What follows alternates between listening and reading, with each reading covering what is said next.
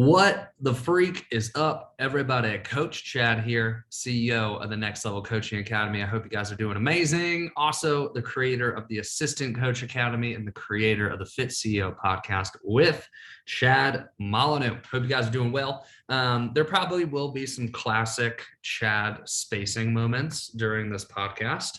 I had a sparring session this morning. So if you guys didn't know, I box. It's a hobby that I picked up almost a year ago. Picked it up January 2021. Yeah, beginning of this year. And we spar like once a week. And today was a pretty intense session. We had 5 rounds, 3-minute rounds, which if you've ever boxed before, it's freaking exhausting. Like it is.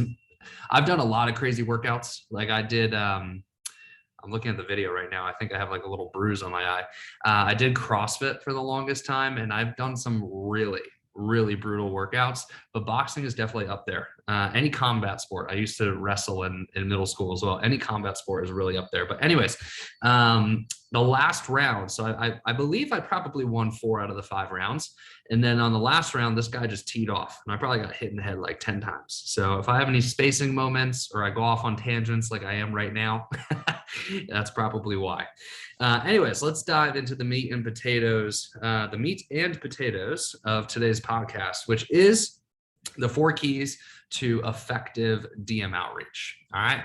So as you guys know, DM outreach is the backbone of what builds a lot of companies. A lot of business coaches tend to hate on it, which always confuses me because they also do it.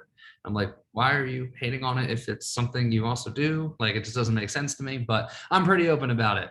I'm a big believer in DM outreach. It's what helped me have a lot of success. It's what helps us continue to have a lot of success to this day. And it is the backbone of lead generation. Really insightful podcast. I talk about the 6 different ways to generate leads. I think it's like between 15 and 20. Highly recommend going back to watching that podcast. In that podcast, I talk about the 6 different ways to generate leads and how to work through each of the 6. So like how to start with outbound messaging, which is DM outreach, and how to scale all the way through the rest of the 5 different ways of generating leads. But today we're going to talk specifically about DM outreach, which in that podcast I refer to as outbound. All right. So this is the lead generation strategy, which is outbound, which everyone knows it as DM outreach. Anyways, I got 4 points that I'm going to give you guys today, and I've done many of years of DM outreach. I would say, probably 2015. It's about to be 22. Yeah, so probably about 6-7 years of DM outreach. And these are the 4 things that consistently have produced results for us and continue to produce results for our team. And these are the 4 things that, from a management perspective, we always come back to with our DM outreach team. And we always make sure that they're hitting these 4 key points. All right. So let's break it down. All right. So number 1, always follow the fundamentals. All right. So the fundamentals of DM outreach are volume, speed, follow-up, structure / flavor, and time. All right. So I'm going to break down each of these 5. All right. So volume is very simple. It's the amount of messages that you send. All right. So we try to create 30 to 50 new conversations a day per platform that we use. All right. So we probably use about 7 different platforms at this point. If you're just starting out and you're listening to this and you're just like a 1-person show, just start with 1 platform. don't go. You actually will get less results if you're a 1-person show and you try to have 2, 3, 4, 5, 6, 7 platforms. For context, we also have 5 DMers. All right. So if you're a beginner listening to this, 1 platform, keep it simple. Okay. But per platform, if you're more advanced and you're listening to this, per platform, we create about 30 to 50 new conversations a day. All right. So do the math. 50 times 7, that's 350 new conversations a day for the totality of all platforms. All right. But if I was a 1-person show, I would just send 30 to 50 and create 30 to 50 new conversations. All right. Volume is key. I feel like I don't really have to explain why, but sales is a numbers game. The more people you talk to, the more opportunity that you give, right? Or that you get. I'm going to refine that. the more right people that you talk to. And that will be another thing that we talk about. That will be one of my 4 points. But the more right people that you talk to, the more opportunity that you're giving yourself, right? So that's number one, volume. Number two is speed. Okay. So this is the analogy that I always give our DM outreach team. The people that they're talking to are not professional DMers, right? They're not professional DMers. They are professional DMers, right? Our DM team are professional DMers, but the people that they're messaging are moms, dads, college students. They're just your normal everyday 9-to-5ers, right? That want to become online fitness coaches. Or from a fitness context, there's normal people working jobs that want to get fit, right? Which means we need to operate with speed, which means even further that when you are in a conversation, when you have flow of conversation, you want to make sure that you keep their attention by responding quickly. Why? Because like I said, they are not professional DMers. So they're not constantly in their DMs. They're not constantly in their social media DMs. They're not constantly in their Facebook Messenger because they have other things going on. The normal person will check their inbox. Do I have anything in here? Nope. Okay. And then we'll just keep going on throughout their day. So it's really imperative that you move with speed and respond to messages with speed, especially if you have momentum in a conversation. You can also create momentum in a conversation, right? So if you send an initial message and you see, 30 minutes later, that person responds back, make sure you respond within 30, 60 seconds, grab their attention, keep that attention in the conversation, because they probably got 5,000 other things that they're doing. And if you're not responding with speed, it's going to be really, really hard for you to keep their attention. All right. So that's number two. Number three is follow up. The fortune is in the follow up. All right. Can't tell you how many times we've booked calls just solely from following up. All right. And here's the premise behind that. They don't know you. They don't know you. So if they just get a message from you, the likelihood of them opening it is, they'll probably open it, but maybe they won't reply. But if you follow up again, oh, okay, maybe this is something I should pay attention to. Maybe this is a little bit more important than I thought, right? And then they'll get engaged in the conversation. You have to get into the mind of the person that you're having a conversation with. A lot of people, and this is a big mistake that I see a lot of coaches make, is they just assume, like I said, that they're professional DMers and they're just going to respond to every message, or like that they're their best friend and they're just going to respond to every message. It's not the case. You got to get their attention, and you got to keep their attention. Okay. So following up is how you get their attention. Speed is how you keep their attention. Okay. So one other thing I'll throw on top of that. So we follow up with every conversation probably 2 or 3 times. If they respond, right? If we get them to respond, we're having a conversation, they follow up the conversation again, great. We're going to follow up with them another 2 to 3 times. All right. And that's 2 to 3 times over 2 to 3 days. So one follow-up a day. How do we stay organized on that? Really simple. Go into the inbox, scroll all the way down to the last message from the day before, work your way up one by one until you clear the feed of all people that have and have not responded to you. All right. So that's how we go through it. One other thing I'll say on follow-ups is keep it light, keep it humorous. All right. We sometimes send out this funny picture where it's me and my puppy Mila, and we say, "Are you ghosting us?" Who's not going to reply to that? Come on, who's not going to reply to that? Sometimes we'll send some funny GIFs as well to get people to reply. But humor, especially with the right person, which, like I said, you only really want to be talking to the right people, is a really effective strategy. All right, number 4, can you believe that we're only on point number 1 still? Point number 1 is the fundamentals. I'm just breaking down the 5 fundamentals. We got a lot of heat, a lot of fire in this podcast. All right, so number 4 is structure and flavor. The 4th fundamental, structure and flavor. All right, so structure, meaning you should have a structure on how you message people. You should have a script. Flavor, you should add your own personality into that script. All right, here's what it doesn't mean. Flavor doesn't mean that you're adding extra questions and you're adding extra context, right? If your structure is 8 messages, you're still sending 8 messages, but you're adding the flavor within each of the 8. Okay, so that's a big misconception. When I say structure and flavor, a lot of people think, oh, well, I'm just going to start creating my own script. I'm going to add in all these messages, and then it just gets too complex. The person doesn't want to have a 3-day conversation with you. They too want to get to the point. All right. They want to have the conversation. They want to get to the point. They want to see what this is all about. All right. So that's where structure comes in. The flavor is within the structure. So once more, if there is 8 questions in your script, 8 questions in your structure, you're going to ask 8 questions. You're not going to ask any less. You're not going to ask any more. All right. If you ask more, you're going off into Pluto. You're talking about things you don't need to talk about. If you ask less, you're probably not getting enough context. All right. Flavor is added within each of those 8. Okay. So within the actual message itself, you are going to add your own flavor. You're going to add your own personality to it. Okay. Just like you would text a friend, you're going to add your own personality. You're going to throw in emojis. You're going to throw in exclamation points. You're going to make little jokes, right? Same thing here. All right, so that's fundamental number 4. Fundamental number 5 is you want to make sure you're spending enough time on the actual activity. All right, so volume and time. Volume, how many messages are we sending? Time, how attentive are we to the inbox? How attentive are we to the actual activity? All right, so that's point number 1, and those are the 5 fundamentals. All right, point number 2. Remember when I said earlier that the important aspect of volume is how many of the right people you're talking to? Here's point number 2. Point number 2, you have to know your ideal client. You have to know what you're looking for. All right. Because if you're just sending a bunch of messages to random people, you're not going to have a very good effect. And here's why. The first thing, and I'm going to make this is my point number 3. We'll come back around to this one, but the first thing that people are going to do when they get a friend request from you, or when they get a cold email or a message from you, not a cold email, sorry, a cold message from you, is they're going to go look into your profile, and they're going to say to themselves, is this useful to me? Is me responding to this person, does it have a purpose? And the only thing that they have to solve that question for themselves is what is on your page.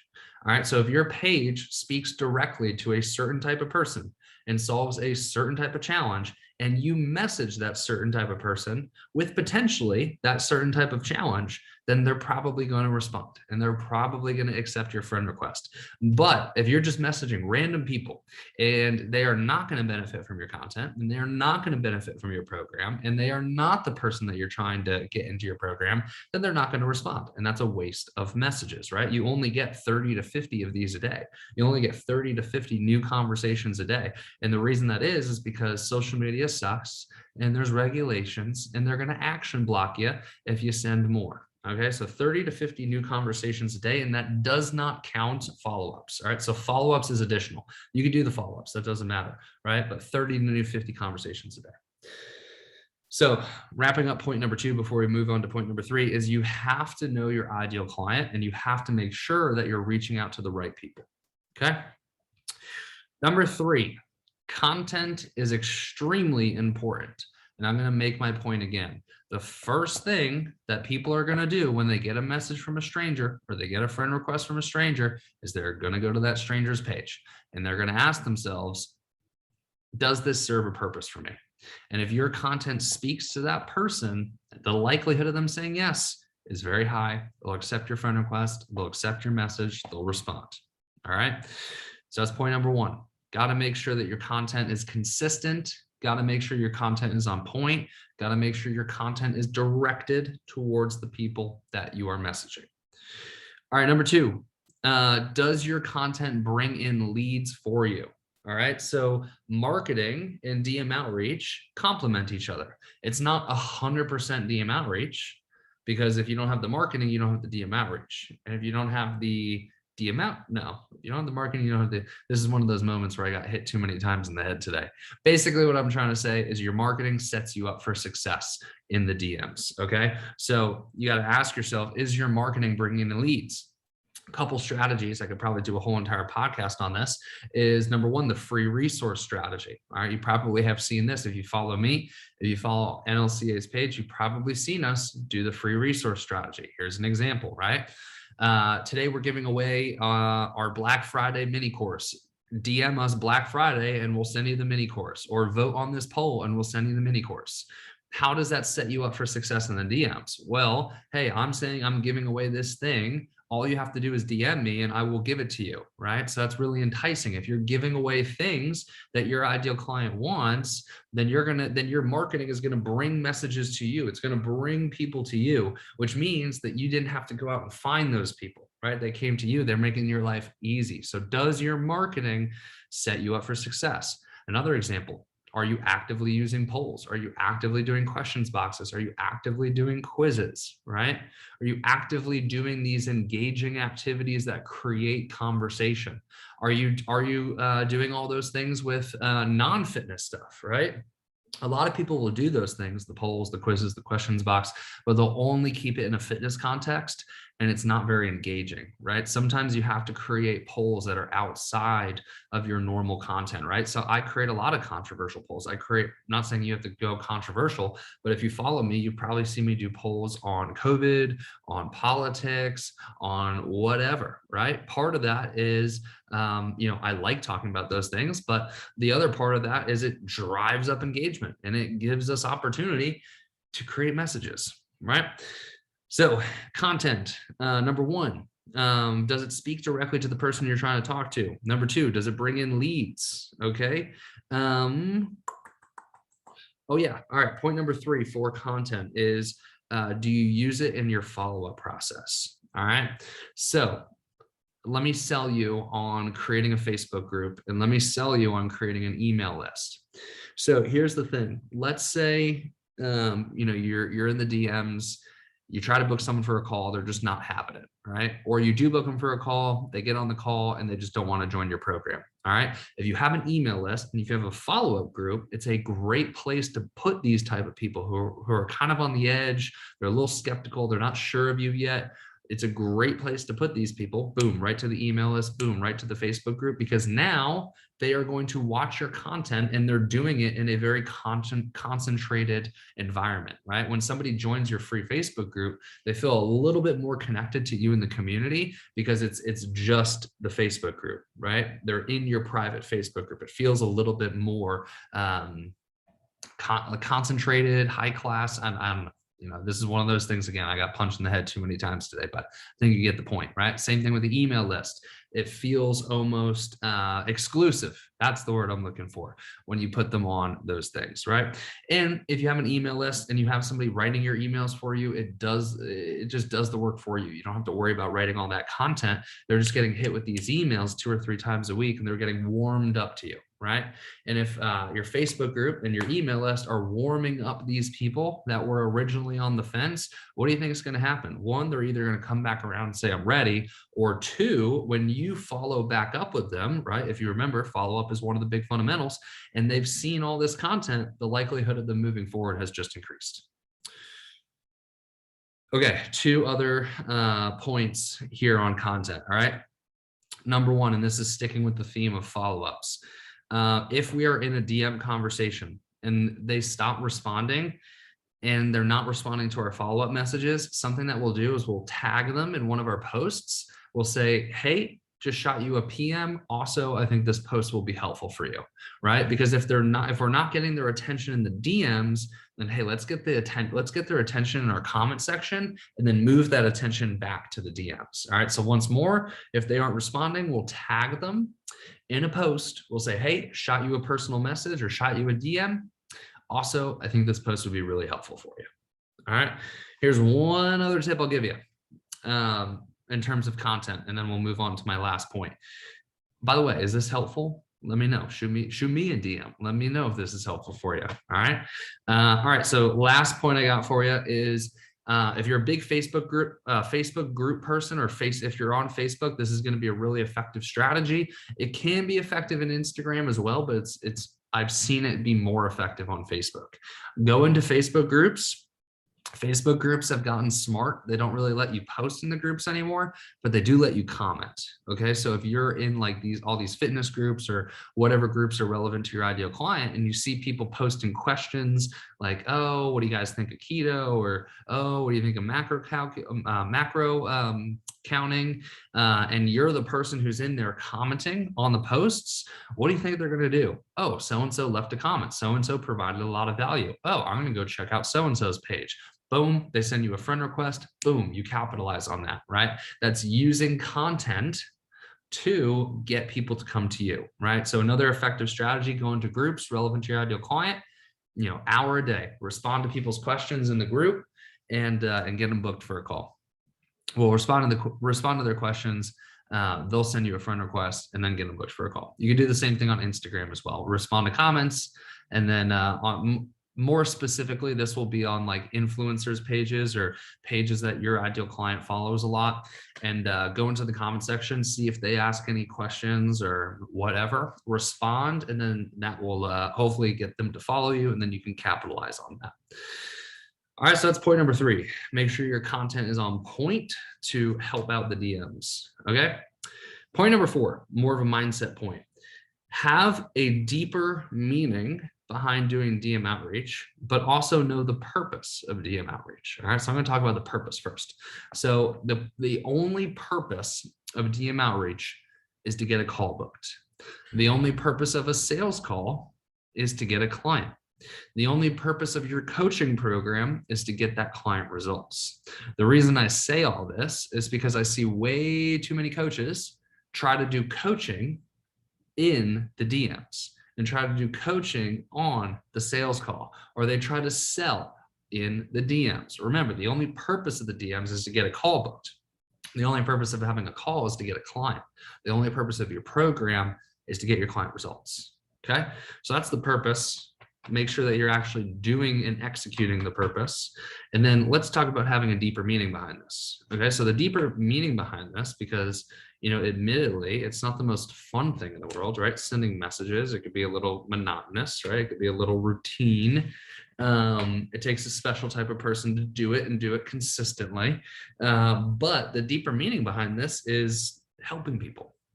I can't tell you how many people have thanked me on sales calls for shooting them a message that would have never known about this amazing program that I created if I didn't shoot them a message. So when you're going into the DMs, think about creating that experience. I am going to reach out to somebody as the leader, as the coach, which every coach is a leader, and I am going to show them that they need to get on this call because I have something that's going to change their life. And if you come at it with that approach, not a, hey, I need to book a call because I need to make this money, but hey, I need to book a call because I need to show this person what I got so I could change their life, I promise you, you won't have any issue DMing.